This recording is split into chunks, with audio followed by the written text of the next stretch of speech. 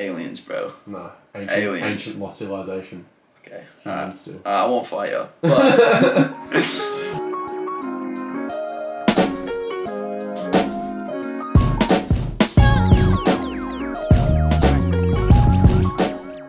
I'm Seth, I'm 20, and I'm part of the existence.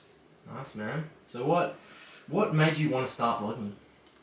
I really enjoyed watching YouTube videos of people living their lives. Not so much like the cringy videos where people are like, "What's up guys, today we're filling a bathtub with Orbeez." Does that mean you don't watch your own videos? I do. Damn. But like at the same time, I don't like overextend myself. I keep it semi-real and I talk to the camera as if it's a person. Yeah. I have talked to people about, people talk to me about your videos and stuff, and they say that their favourite part is that it's so real. Yeah. It's honest. And I you try can to tell. I don't want to put like a filter on my videos to a point where people are kind of looking at me or like looking at my videos like, oh, who is this superficial dumbass type vibe. I cut out a lot of the parts where I either stutter or maybe repeat what I say, or yeah, shit like that I cut out because I don't think that it's necessary to keep that realism. But when it comes down to angles, when it comes down to the way I shoot things, I keep it pretty raw because that's how real is. I guess I just get inspired by the people around me, I guess, because like when we go out and stuff, I just like to film what we do, because the video aspect of my vlogs and stuff, I just like capturing moments as if I'm capturing them in time, and I can review them whenever I want. Yeah. And everyone around me can review them whenever they want. So it's almost like I've documented this one night where we can relive it countless many times in the future. And say, for example, 100, maybe 200 videos down the track, I can always look back at my first video and it's still there. And that's why I keep all my videos on my computer and I keep them locked away. Probably the funnest part would be actually capturing moments. Although it's sometimes when I'm filming, it's like I'm living the night through the camera. So it kind of takes away from the actual experience. But at the same time, I love getting people's reactions. I find that really funny. And all those little like quirks in between, like when you're like traveling between venues and stuff, there's jokes being said, funny moments are being that are happening. Yeah, exactly. Those moments are probably my favorite part about filming videos. Yeah, because they're not something that you will remember unless it's on camera. Exactly. And then like it's one of the things that would be like, that's right, that's a thing. Yeah, exactly. And also it adds context to an inside joke. So for example, when we're out and stuff and people that we weren't with for that night but have seen the video, we can talk about the men, and they'll understand. Yeah. So yeah. It's like an all-inclusive inside joke. Exactly. So what have you learned about life from being a content creator? Well, I'm pretty early on with my content creation at the moment, but I've learned a lot about editing. That's one of the biggest things I've learned. But life lessons, it's probably just not to care so much what people think, because if you're out middle of the street vlogging to a camera, everyone's going to look at you. Everyone's going to look at you like, what the fuck is that guy doing? But they don't understand what you're doing. They just see what you're doing and be like, oh, that's out of the norm, I'm uncomfortable. And that's the thing though, like for 10 seconds I'll be like, what is that guy doing? And then 10 seconds later that'll be it. They will never think about that. Exactly, they'll just go on with their life. Or they might bring it up in a conversation later that night. Oh, we saw a dude vlogging. Yeah, like, cool story, bro. Yeah, exactly. What made you start vlogging in the first place? Like, what ignited that spark? Well, I mean, you and Bailey and Zinzan were the first people that actually influenced me to buy a camera. But the original thought of me vlogging was because both of you have your hobbies. You have your rapping, you have your DJing. And it kind of made me feel like, what can I do to bring something that's a different aspect? Like, obviously I've thought about going into rapping. Obviously I've thought about going into DJing. But none of those like really clicked with me. You wanted your own thing. I wanted my own thing that not many people do. So I started researching cameras. I started looking at videos from a different perspective. Watched videos and saw how they were doing it and see how I could improve on their videos by doing it myself. And then I came up with you came up with the name Seth Ventures, and then that just grew from there, really. Sick. What happened, basically we were at this big event, it was called Palava, and we went to this after party at Zinzan's house, and Jack introduced the conversation like, oh, if a friend would like to get into content creation, how would he do it? Or like, would you guys support it? and then the conversation led on, and then I interjected and told them about my idea, and then they were like, dude, buy the camera. The next day I went and bought the camera, or tried to. Had to go to Tweed. That was a whole fucking mission. So annoying. And then from that point on, it's just been like trying to come up with video ideas, really. That's been the hardest part with content creation at the moment, is coming up with ideas that will stick, because I've had ideas where I go skating and stuff, and that just isn't as entertaining as going out and filming like a whole like venture Experience from the start to finish. With my content, I do sometimes want to like kind of weave in some messages, or some like, yeah, just a message behind my videos, like maybe a life lesson, or not even a life lesson, but something out of like a quote or something from me. And I also want to tackle my videos as if I'm bringing an extra person along. So I'm trying to give the viewer an experience of a lifetime by watching this video, because they can come along on the journey with us, and they can leave comments or whatever, their favorite parts, whatever they want to say. But I want to make sure that they're along for the ride. Where's your ideal situation in 5 years?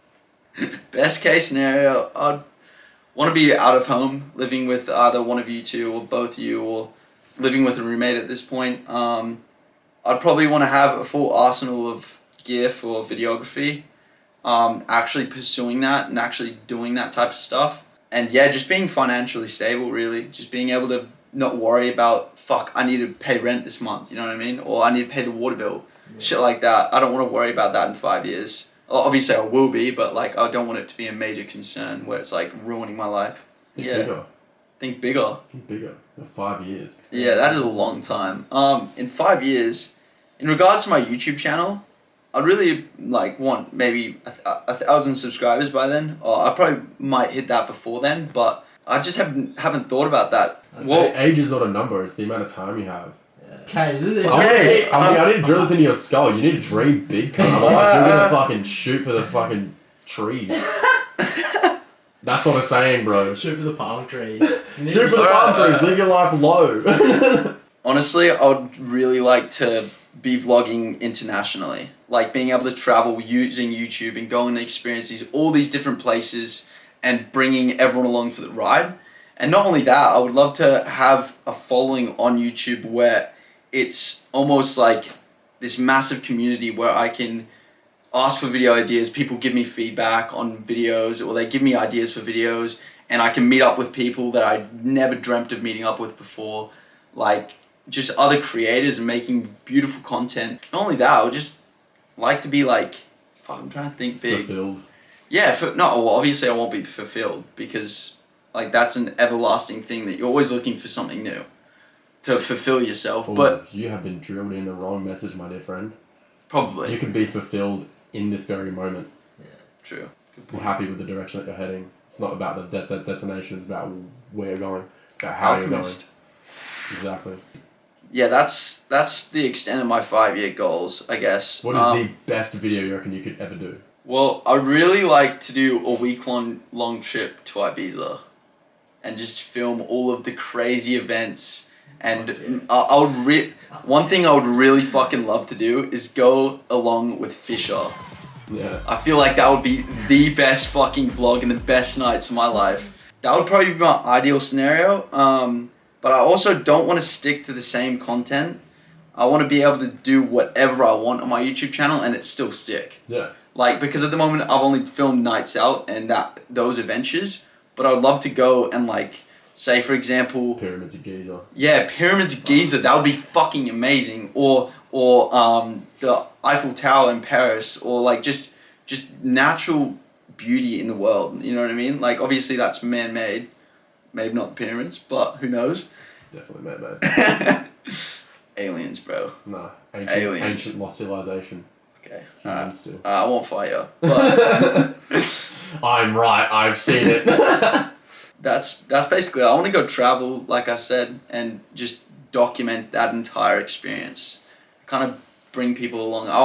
One thing also I want to do is coming up in 2021, 2023, 2024, 2025, I want to talk to more people, get to know them more, like be able to communicate with whoever I want and not have the barrier of like, oh fuck, I don't know them. You know what I mean? Yeah. Like, that's one thing I really want to strive to do in the next couple of years. Cool. Being comfortable with myself to talk to whoever I want. So what made you actually want to get into being a part of a podcast? Jack and I were sitting around the table one night and we were just talking and stuff, and I think we just all of a sudden were like, oh, let's start a podcast, because we had all the equipment and it was just him and I just to start off with, and then we brought you in. But it started off being, our original name was Seshcast. That was way back before End of Existence, before we had anything set up. And so we were just sitting around the table, kind of like talking shit, bringing on guests that we were close with, and just talking about life and talking about their experiences and stuff. And then it just kind of became this like addictive drug that would just evolved to now, to the existence. Originally in the podcast, like way back in Seshcast and End of Existence, I had a really hard time like talking to people. Like, my conversation skills aren't the best.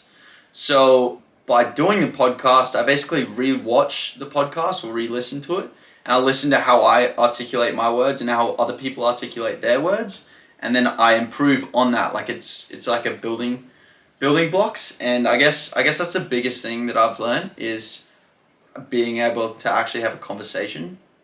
If you could have anybody in the world be on the podcast, who would it be? Well, I've written this down in a book somewhere in this room, but I would love to have Seth Rogen on. Just because I've watched so many of his movies. I've watched like Pineapple Express, all-time favorite movie, my favorite movie by far. Sorry, but This Is the End is the best. It is pretty good.